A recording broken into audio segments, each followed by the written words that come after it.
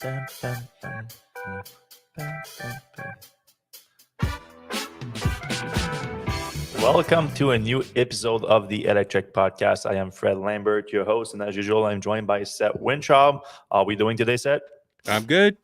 All right. I want to say a quick thank you to our sponsor for today's episode, Upway, a leading online e-bike provider carrying the broadest selection of brand new and certified pre-owned models. We're going to tell you a little bit more about the business later on the show. It's a very interesting business, so stay tuned for that. But let's jump into the news first. So we have plenty to discuss. Obviously, the biggest news of the week. It's going to be good for us, Electrek, because it just slashed the number of emails that I get per week by like 20% probably, because people are always asking me, when is the new Model 3 refresh coming to North America? I don't know. Well, we had a pretty Now good we know. idea last week. Last week we told you we felt like it was soon, and sure enough, it was this January 9th. That was like Wednesday. Yeah, it was Wednesday. Tesla officially started taking orders for the new Model 3 in North America, and the deliveries are scheduled for this month. So it was pushed now to February, March, but it was January, February earlier this week. So I assume Tesla got a bunch of new orders from people that were waiting for the new version before they placed an order for the Model 3. So, in terms of the vehicle itself, we don't need to go into too much details here, obviously, because this is the same that we already extensively reported on then when it launched in Europe and in Asia and other markets. So now it's coming to North America. So the specs, and the pricing and all that was what was more interesting, really. The pricing stayed the same for both the rear-wheel drive at $38,000 and the Model 3 long range, and the performance version is gone like it is in these other markets that I just mentioned. So this is a very little change compared to, but again, the design is obviously updated and all that. But in terms of trims and pricing, it stayed the same. Even the range, which got a little bit better in Europe with the WLTP, stayed the same in North America, at least for the rear-wheel drive. The long range got a tiny little bump of 8 miles, 8 more miles of range, so a tiny little bump. So what we think happened here is that with all the changes to the, well, not big changes, but the changes with the EPA rules that we discussed last week that resulted in Tesla having its range reduced across its entire lineup, the new version of the Model 3 is more efficient, more likely than not, just like the one in Europe, but the EPA change rules cancel that out for the rear-wheel drive and ends up with just a tiny little bit more range for the dual all-wheel drive long-range version. So this is the logic here. One thing that I was curious about, the top speed dropped massively for both versions from 140 miles per hour to 125 miles per hour, which is still like more than you were likely to achieve, because these are not like sports car or anything like that. But still, Tesla is likely going to reserve the higher top speed for the performance version that we expect to launch Why do you later think the this speed year. drops so much? That's significant.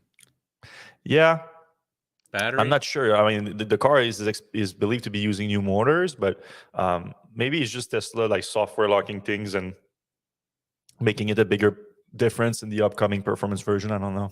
Oh, yeah. I mean, it's not a deal breaker for anyone for the most part, like the top speed. So it's like a feature, that aspect that you can play with without too much, without affecting Maybe cells it too much. affects his Tesla's insurance. Yeah, top maybe, speed. maybe. Though anyway, they can track if you even if you like. If you can get to that speed, Tesla will track if you actually use that capacity, and then they will charge you more for their own insurance. Right. Anyway, very welcome addition to the lineup in North America. It was creating some kind of limbo for like 6 months of like Model 3 sales. We know exactly what happened, because we know a lot of people just didn't want to pull the trigger on a new Model 3 because they know that the Highland was coming. And Tesla, of course, being Tesla, they don't say anything about that. They just let it go. And Well, it's hard now, to say anything when your sales are going to go to zero, the Osborne effect. If you do say, yeah, hey, whatever, They could have given a price drop. Older That's the version. thing. So we didn't know. Like at first, we thought maybe there's going to be a price increase too. So maybe that would encourage people to like go with the older version. It's not the most massive update too. Design wise, I do love it. Like I said it last summer when it first launched, but I do love the new design. I think it's a decent upgrade. But in terms of features inside the vehicle, like the backseat screen, like unless you have a family or something like that, like that thing doesn't get that much use. Even if you do have a family, like most of the time you're better off with an iPad in the backseat than you are with that thing. The ambient light is nice, but it's not that big of a deal either. The little efficiency boost is nice. So even though the advertised range with the EPA is not increased, we know that the efficiency is higher with this vehicle. So like for the most part, Tesla owners in America, with the EPA range being the advertised range, you don't use that much to in your day-to-day driving. You have to go with how you know your car and the displayed range and all that. But now you know at least it's a little bit more efficient, so that's good. All right, moving on from the Model 3. This story just came out today, the Cybertruck. So the Cybertruck has been deliveries for over a month now. But for the most part, Tesla has been delivering to employees. There's been some deliveries to non-Tesla employee, just real customers, but they've been very far and few in between. Now we have a new one this week that was delivered to an actual customer that has nothing to do with Tesla. And the fit and finish on the fit and finish on the employee ones, we still got to see it just because those cars were highly photographed in the wild all the time, and you got to take a look at it, and it looked pretty good. And now one of the first one that we get to a customer looks awful, but like awful. This pictures here that you see is that's the top of the bed of the truck here.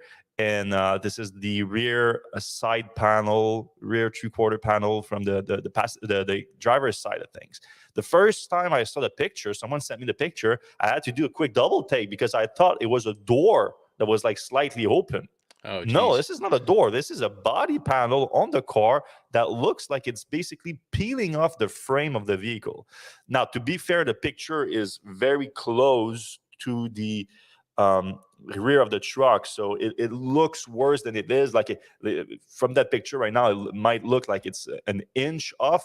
It might be like more like half an inch off at the worst part, and then a quarter of an inch at the top. Still completely awful, but maybe not as bad as the picture makes it look. And that's not the only one. This is the rear panel. It is pretty bad, the rear panel. And this is another one here with the door panel being completely off here by what looks like half an inch also.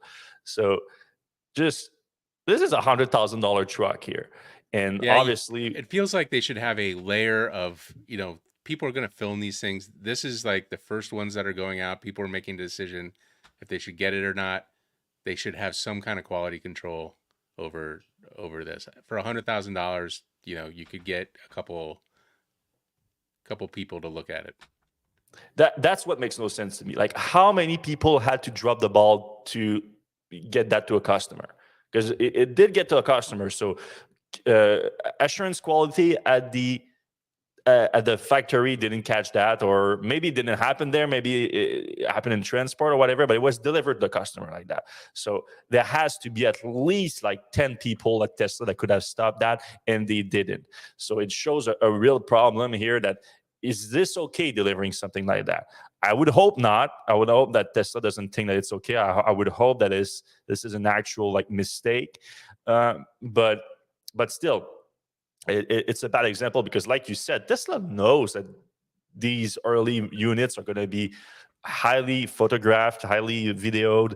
They're going to be used because Tesla doesn't provide review units to a lot. They just provide them to a few YouTubers and Motor Trend and Jay Leno, because Jay Leno is a YouTuber now, basically.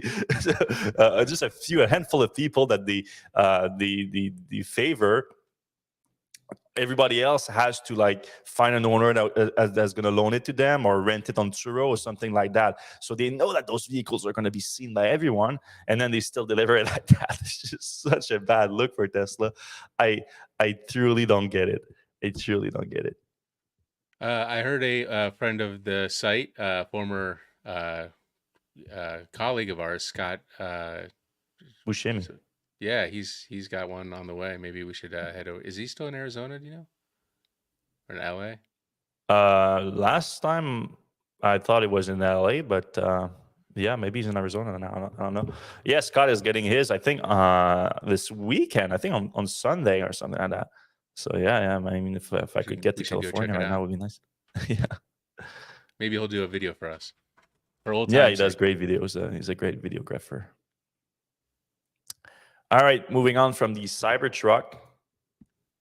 Tesla has updated its wrap business this week. So this is a new business from Tesla since late last year.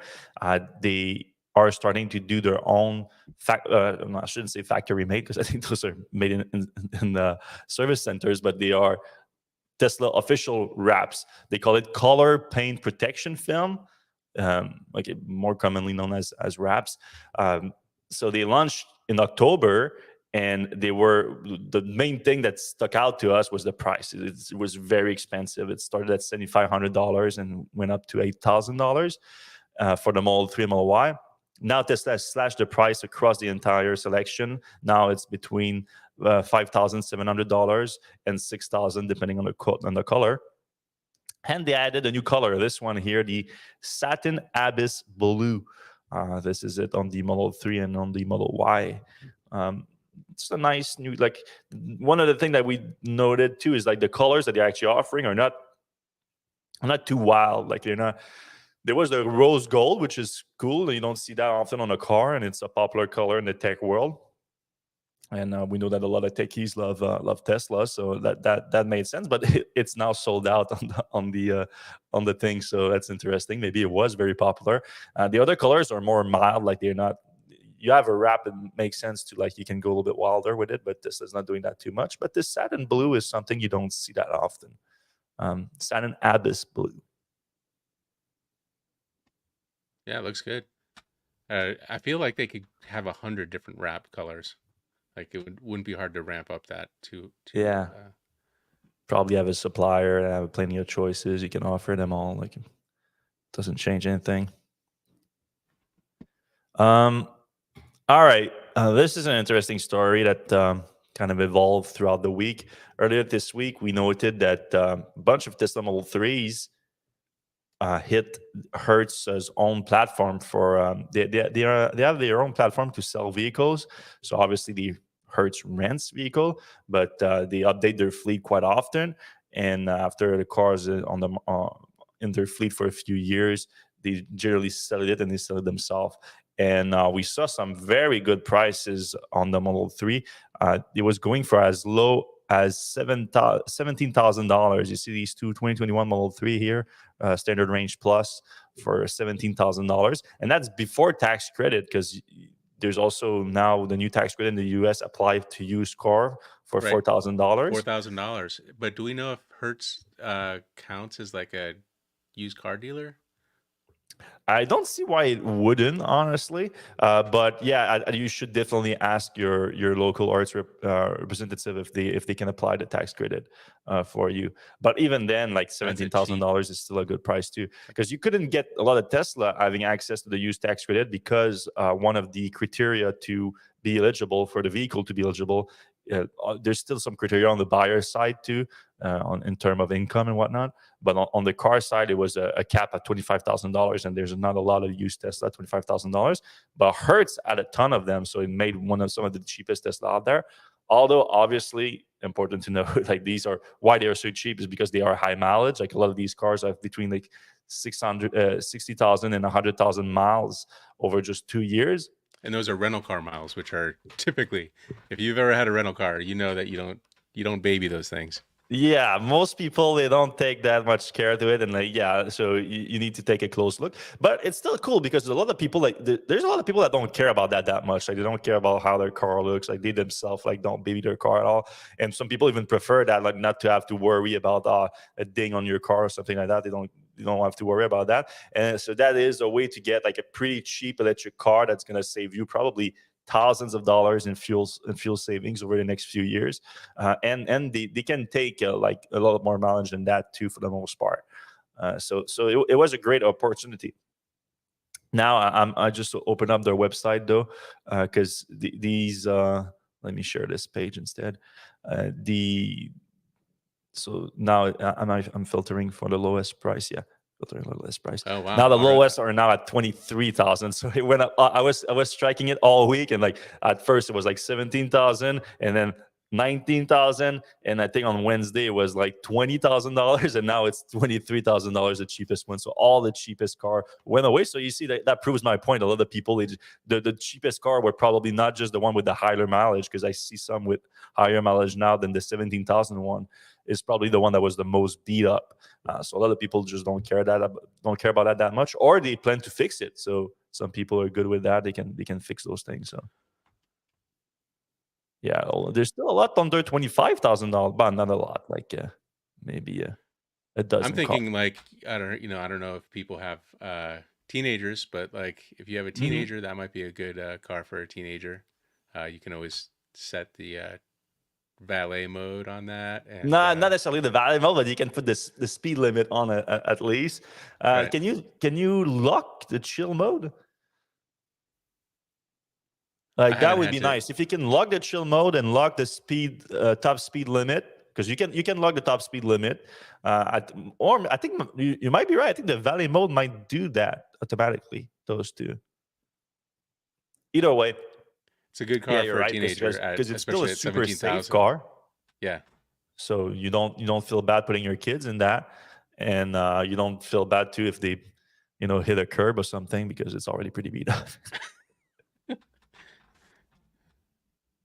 But yeah, so that happened earlier this week. We started these cars showing up, and then what we learned yesterday, yesterday, Hertz filed with the ACC ahead of the release of their earnings, and they gave a few warnings in that filing ahead, and one of them was regarding the sale of the first sale of part of their EV fleet. So for those who don't remember, back in 2021, Hertz announced the electrification of its fleet, starting with 100,000 Tesla vehicles, Model 3s at first, and then they added the Model Y.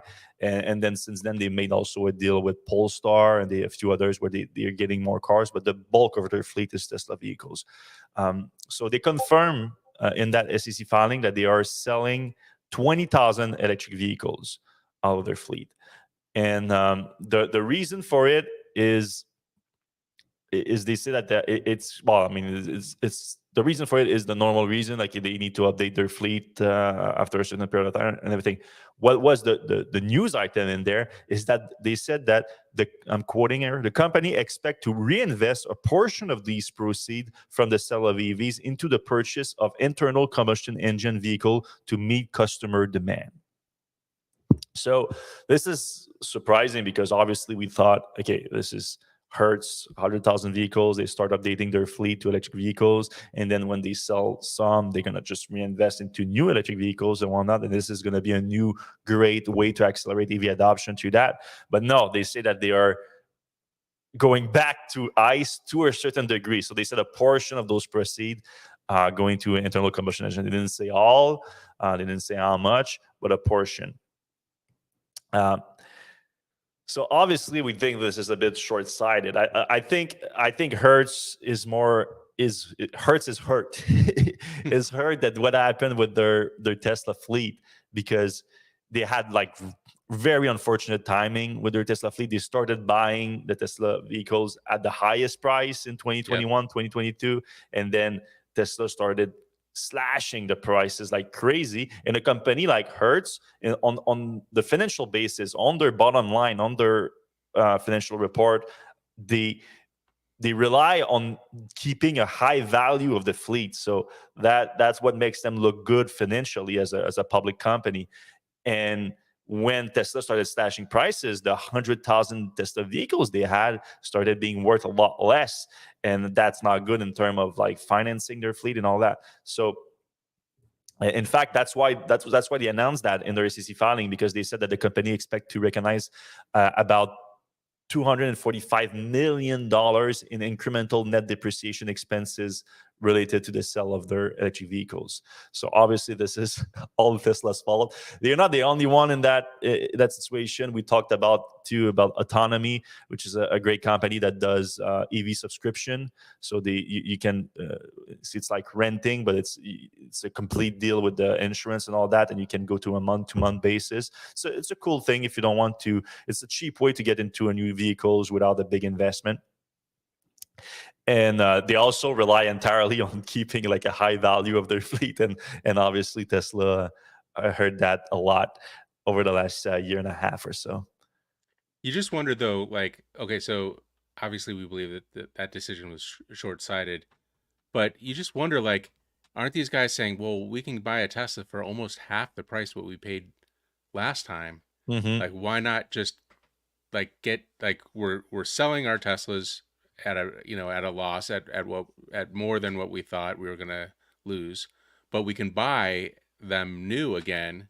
Like, we can refresh the fleet for such a much lower price than we had anticipated, that I feel like that that should offset the price. So, theoretically, these guys, once they refresh the fleet, they break even.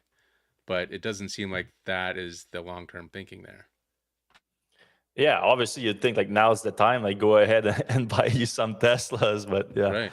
apparently not. They did claim that it was like a demand thing. They say, oh no, customers are asking for ICE cars, which I mean, I'd like to see the data on that. Right.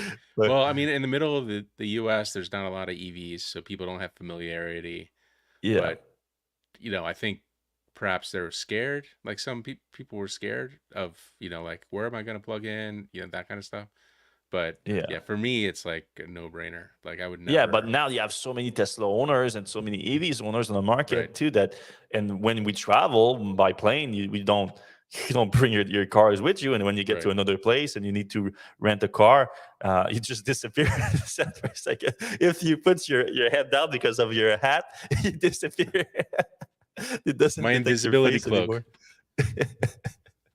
Yeah, boy. Yeah, it's interesting. All right, we're going to have a few more news items to discuss, but before, we want to say a quick word about our sponsor for this week's episode, Upway. All right. Today's episode is sponsored by Upway, a leading online e-bike provider carrying the broadest selection of brand new and certified pre-owned models. The team at Upway has compiled a growing selection of top brands like Specialized, Trek, Aventon, and Gazelle, each priced up to 60% off retail to make electric mobility affordable to everyone. Want to sell or trade your current e-bike? Upway manages that as well. Each pre-owned e-bike goes through a rigorous inspection, tune-up, and certification by Upway's team of master mechanics and comes with a 1-year warranty. Following your purchase, Upway will get your e-bike delivered to you 99% assembled within 1 week and accepts returns within 14 days in case the bike isn't the right fit for you. The process is easy. Now through January 31st, save up to $1,000 off a wide selection of e-bikes during Upway's winter sales event. Be sure to use promo code Electrek for additional $100 off. Learn more and make sure to hit the link in the show notes. Yes, thank you, Upway. It looks like they got a nice shipment of Gazelle bike here, which is a Ooh. very nice brand of e-bikes. Wow, and those are really inexpensive. That's like half Yeah. the price you usually see. Yeah, Tempting, those are tempting. generally pretty expensive. Yeah. All right, we have a few more news items to discuss, but then we're going to get into the comment section. So if you guys have any question for us about any stories that we discussed today or any other stories in the EV world that you would want our take on it, or you have any questions, you can put them in the comment section right now. So you can go on there on LinkedIn, YouTube, Twitter, Facebook. We're live everywhere. But before we do, let's look at a few. We had a more... EV sales numbers came out, so we covered a lot of that last week. But some companies are a little bit late in releasing the numbers, especially when it's a new year. So now we have Volkswagen. So VW released their numbers, and VW on global in the US is not very big player, but globally, I think they are third behind Teslas and BYD in terms of overall BEV volume. And they announced that they had a nice 21.1% growth in all electric vehicle sales, with 394,000 EVs delivered in 2023. They noted things like the ID4 doing well in Germany, 30,000 in Germany alone. In the US, 38,000. That's crazy. They're almost selling as many ID4 in Germany as they do in the US, which is obviously a much bigger market in terms of vehicles. 75,000 ID3s in China alone. That's It's cool. huge. Yeah. Yeah. China loves the ID3. That's nice. And yeah, obviously, we were waiting for a lot more vehicles coming out of Volkswagen, electric vehicles, obviously, in the next few years.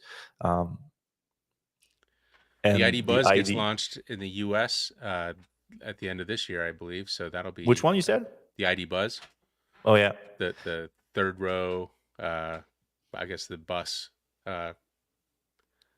Yeah, we don't have Modern the version of that. European numbers for that. No, not on there. It's probably not super big right now, but yeah, that's a big one. And obviously, the real large volume from Volkswagen, which is the kind of the premium, like it's the lower range of the premium segment, is it's the ID. I think they changed name a bunch of times. The ID2 All, I think now it's Right. called, the Yeah. cheaper vehicle, electric vehicle. So that's going to be the big one. That's going to elevate Volkswagen's global volume in terms of electric vehicles. All right. Porsche, which is part of Volkswagen or owns Volkswagen, or it's always like a little bit murky on that front. But they also released their numbers. And Porsche is obviously completely reliant on the Taycan in terms of all electric vehicles. Still, when did the Taycan first launch? Like 2019 or something? Yeah, it was one of the first ones. Yeah, it's like But the 4 years, and it's Macan is supposed to be coming out this year, but it's been really delayed. well, it was supposed to be coming out 3 years ago or something. Right. During the And pandemic. now it's because you drove the Taycans, and then now the Macans, so it's coming soon now, right? Right. I mean, it's a 2024 model year, so Yeah, it has to be any time now. But I did yeah, see a range review of it, but it's still a prototype. I don't know. I'm a little bit worried about that thing because they didn't, those things did not seem ready to go. yeah. And they have the Boxster EVs that they've been texting forever, which also Right. would be a very interesting addition because there's nothing else on the market that can be convertible, small sports car. Um, but no, for now it's all the Taycan, but the Taycan is still doing well. So the Taycan is up 17% in 2023 versus 2022. Decent for a vehicle that's been on the market for a little bit. Over 40,000 units. It's that's nice. It's I think it's still the second. It's the second biggest vehicle in the lineup. In terms of size, I think the Macan and the Cayenne are both bigger. Oh yeah, of course SUVs. Huh? Has Yep. to be SUVs. Yeah. So, but still, like, I still not get it too. All the success that Porsche had with the Taycan, I feel like I would be just chomping at the bits to release my next EV, and especially the Macan, and you see the success of the Model Y, and the Macan can get some of that on the higher side of the market. Like everything is there for Porsche, and they have the stats in their backs to back that up with the Taycan, and then nope, they're just sitting on it for a while. They're not sitting on it. I mean, But the PPE platform has been kind of a train wreck. The VW is kind of doing the software on that thing, and apparently they're just really really late and really bad. And Porsche wants to like pull out of the whole like, hey, we're part of VW. They just want to do their own thing. So we'll see how that goes. yeah, if that's really the reason for the delay, I can't blame them to want to pull out because not a good look. Nope. All right, Polestar also released their numbers, and it was kind of a tough year for the Swedish brand that spun out of Volvo. they were down in Q4. Let me try to. We really need to do some charts when we talk about numbers. They delivered a total of 54,600 vehicle in 2023, which is up from 2022. Okay, we don't have the 2022 numbers in there. But yeah, the thing was in Q4, they delivered, they were down to 12,800 cars, which is down from the Q4 of last year, which is the bad look. Yeah, I wonder if the strategy of spinning out Polestar was something that they should have done, because it seems like Volvo is doing a pretty good job of doing EVs on their own. And Polestar is a lesser known brand, which, there used to be a Volvo Polestar vehicle. So people still think of Volvos. I don't know if there's that much differentiation, like in particular, like the Polestar 3 versus the Volvo EX90.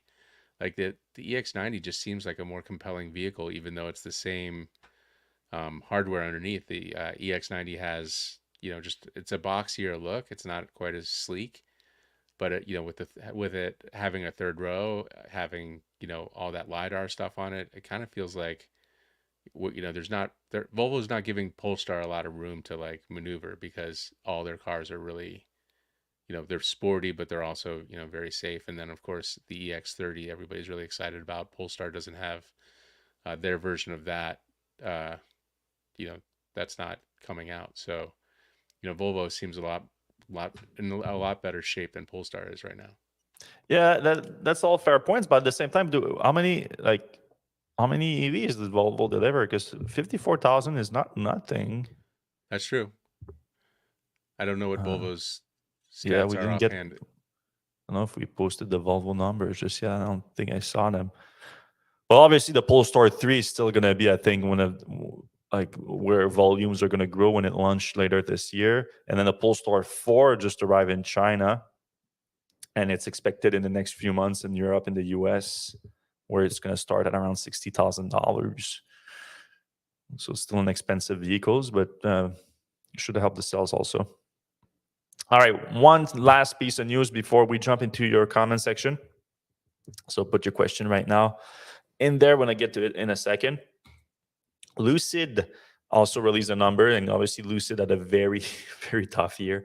Lucid announced that they delivered 1,734 vehicles during the last 3 months of 2023, which is up from the last quarter, the third quarter, which was 1,400, but it is down from Q4 2022. So that's not what you expect from a growth startup like that, a company that's just starting to ramp up their vehicle production. Going down year over year is a very bad look. So obviously it sent Lucid stock crashing at a new low, which I don't know about that much, because we kind of knew it was coming. They had adjusted down their production for the year last quarter, so we knew that it was going to be a bad quarter, but it still hit the stock price pretty bad. They also slashed their pricing to try to sell the vehicle. I mean, we talked about this a lot, but Lucid kind of shot himself in the foot when they focused on launching the air first versus the gravity. They very much need the gravity in order to achieve a large enough volume production in order to start to increase their gross margin and hopefully be profitable. But right now they're not quite there. What is the anticipated when is the gravity gonna kind of start hitting you know numbers that are meaningful? Well, I would assume later this year, but at the same time, like meaningfully, Right. they deliver less than 2,000 vehicles a quarter right now. So I would hope that the gravity alone can beat that by the end of the year, and then maybe next year we start seeing a little bit more healthy operation from Lucid. But even that, I think that's an optimistic look at the company. I think. I don't know. I don't. We've been saying like, wouldn't be surprised if we see some some EV startup go under in 2024. I think Lucid would be at the top of the list unless they just get saved by the Saudis, maybe. Or bought by Apple? Well, we haven't heard much about the Apple Car project in a while, though. Is that Yeah. dead? No, It's I pretty think it's much dead. still. I think people are still talking about it. I don't know. Yeah. You know, every once in a while we get like a leak that like Hyundai's gonna build cars for Apple or some. You know, Yeah. they were approached. So I don't know. Yeah, I mean, yeah, we saw that quite a few times. I would prefer Apple to go to a company like Lucid than a Hyundai or something like that, especially if they buy them, just because we know Hyundai can build some nice EVs. Like it happens before they don't. Hyundai doesn't need Apple. Apple would need a Hyundai. Uh, Lucid definitely needs Apple, and Apple needs Lucid to some degree. Like they don't have the expertise, well, even though they are not making them profitably. But Apple could come in and use its supply chain experience and like cost cutting experience and just go in there and like try to do something. I don't know. Do we know like does Apple has a strong opinion on the Saudis? I don't know. I couldn't tell you, to Because be maybe they honest with just you. wouldn't want to get into business with that. Oh, it's like. Well, I mean, maybe the Saudis want to get out of the EV business. They just Yeah, sell their that too. whole That's stake to also a Apple. possibility. I'm sure they would be okay with that. Yeah, but also like I mean, yeah, but there's like there's a factory now in Saudi Arabia. So even if you sell the stock, I mean, That's true. you're still in bed with that. I guess I don't know unless they Yeah, just give up on that factory. I don't know. that's interesting. I didn't think about that, but that Yeah, is a good point. All right, should we go to comments? yeah. Let's do it. Let's do it. All right, John Pinky. What do we know about German gigapart supply ship diverted to Cape of Good Hope? So I believe that's because of the pirates. I think that's because the German Tesla factory is going to shut down for a couple of weeks. I think that's what he's getting at there. We talked about this Yeah. earlier. I think. Yeah, we don't think that I don't think that's a Tesla supply chip that's been um, attacked by pirates or rebels or whatever you want to call them. But because of other ships being attacked, there's been a lot of ships that have been diverted, and now it's created some kind of backlog, I think, in the canal, and that is what is delaying a bunch of other companies, including I think Volvo this week also announced that they are shutting down production in Europe because of that.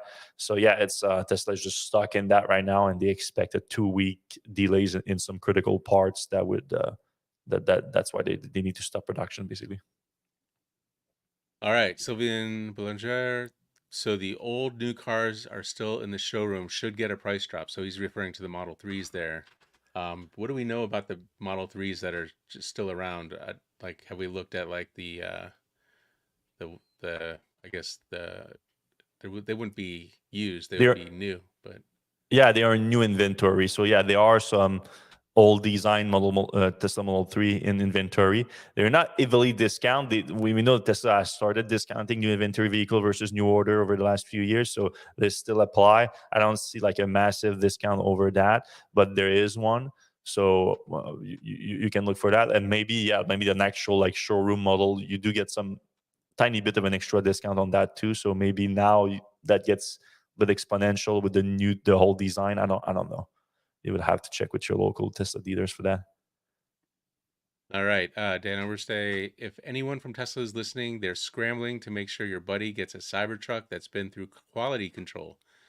You would think, but even like YouTubers like MKBHD often get Teslas that are not in great quality control shape.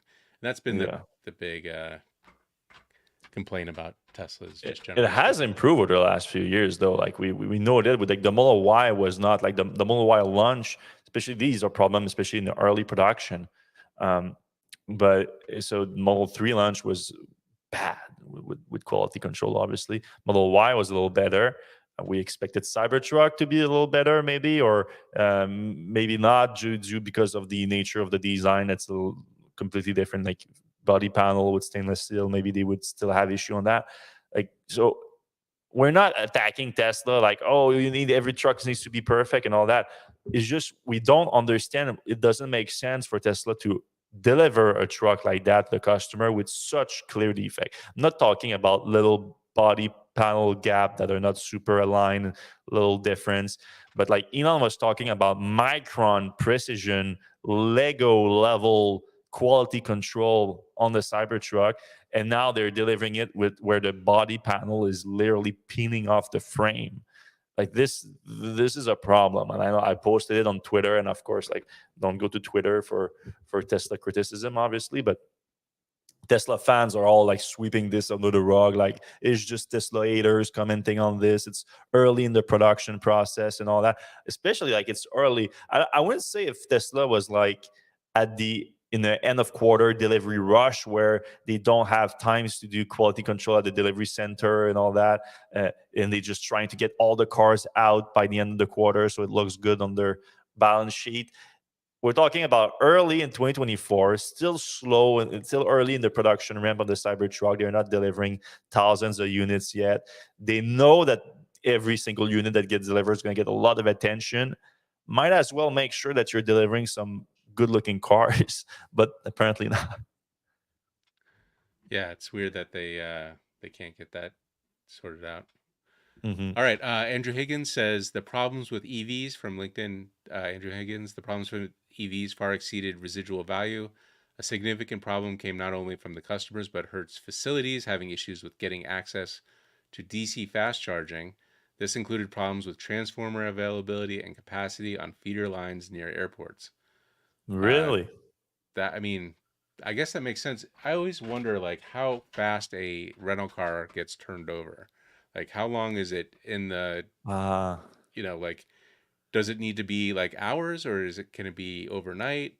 Like because, level 2 charges aren't too hard to come by. Hmm. Um they could, have a bank of those pretty easily, but if they want to turn these over like in an hour, like get them detailed and get it in somebody else's hand and not store them, then that becomes problematic because they're all coming in pretty much empty of power, so they got to do a lot of charging. Yeah, that's a good point. At the same time, you could have like two employees like going doing runs at superchargers, which are pretty common these days. So there are solutions to that. But yeah, I mean, to Andrew's point and to yours, like about the turnover time, it would make sense to have faster charging at the location. And yeah, a DC fast charging station is not easy to deploy. That's a point that I didn't consider. But Yeah, and you would think that now like they have like 2 years, 3 years of experience with the EVs and they have deployed that and now you want to utilize those new assets and keep growing your EV fleet. So I don't know.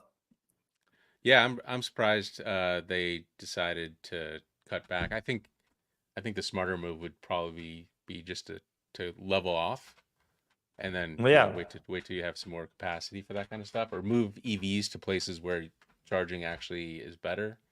I just think exactly. overall EVs are going to be a better situation. Anyway, Hmm. Bela Balankumar, the whole rental business may have to go through a revolution. In fact, with constant technological changes in EV, will just will be just one of those challenges. I was thinking like Turo is the Airbnb of rental cars, and Hmm. that's becoming way more popular. I do wonder if the old rental car business is ripe for disruption here. No, I think Turo's already like an interesting solution. I don't know, like, but I think Bilal has more to say. Maybe like because he Yep. says that. It would be more attractive for everyone, not just for car rental businesses, if the EV companies can provide the cars for lease and completely managed, including recalling when it's due for an upgrade, just like how aircraft companies lease their aircrafts to airline companies. Do they? I didn't know that. Yeah, I think, yeah, often. But I kind of feel like that's a different model. Like I feel like the Yeah. rental car companies kind of, they had their inventory and that's part of their asset. Hmm. Um, I think Tesla probably could have gotten into the bought some airport real estate and had their own rental car company, and people could have rented Teslas right from Tesla. But that's Especially since they own everything. Like it's not like right. they have already their own sales business and all that. So yeah, that would make sense. They can even like do with the Turo model and whatnot. But yeah, Yeah. there's room, like you said, there's room to be disruptive there. All right. Sylvian again. Porsche, they can't sell too much EVs. They won't get any money from maintenance. Well, their dealers won't get any money for Venus. Right. Maybe they are getting some pushback on that front. Yeah, I mean, no, dealers just around the globe are problematic there because of that. How about the VinFast EV pickup announced at CES? I believe Scooter covered that one, right? Yeah, I didn't include it because I thought it was like a bit too concepty. Like it's not one of their vehicles ready for production or anything like that. It was like limited in range too. If I'm not mistaken, it was like Yeah. not a super high. I don't know what's their actual use case for that is, or if it's just like because it's a concept that it's limited in range. I'm not so sure, but it's interesting. I mean, VinFast is becoming a bigger player fast. Not to Yeah.